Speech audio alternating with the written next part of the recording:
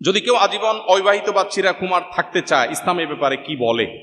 একদিকে বিয়ে করার জন্য তরুণদের আর্তনাদ, আবার অপর দিকে কেউ চিরকুমার থাকতে চায়। ইসলাম চিরকুমার থাকার এই সিদ্ধান্তকে খুব বেশি অ্যাপ্রিসিয়েট করে না। এটাই হলো ইমামদের সবচেয়ে সঠিক এবং সবচেয়ে গ্রহণযোগ্য মত।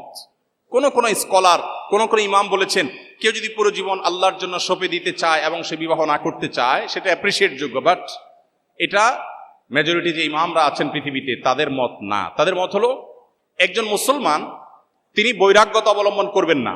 পরিষ্কারভাবে হাদিসে ঘোষণা দেওয়া হয়েছে, লা রুহবানিয়াতা ফিল ইসলাম, ইসলামে কোনো বৈরাগ্যতার অবকাশ নেই। আপনি ছালাত চট পরে থাকবেন, চুল এলোমেলো থাকবে, ময়লা নোংরা থাকবে, আপনি যেন তেনভাবে চলবেন, সমাজের বোঝা হবেন, ইসলাম সেটা বলেনি। কোরআনে আল্লাহ বলেছেন নামাজ শেষ হয়েছে বের হয়ে যাও, মসজিদে বসে তোমাকে জিকির করে সারাদিন কাটাতে বলা হয়নি। ফাইদা কুদিয়াতিস সালাহ ফান্তাশিরু ফিল আরদ, নামাজ হয়ে গেছে ছড়িয়ে পড়ো, তোমার কাজে তুমি চলে যাও। অতএব একজন মানুষ বৈরাগ্যতা অবলম্বন করবে, চিরকুমার থাকবে, এটা ইসলাম তাকে বলেনি। তবে কেউ যদি চিরকুমার থাকতে চায় এবং থাকতে পারে এবং তার নিজের এই কনফিডেন্ট থাকে যে তিনি চারিত্রিক কোনো ত্রুটিতে জড়াবেন না, তাহলে এটা তার জন্য জায়েজ বাট উত্তম না।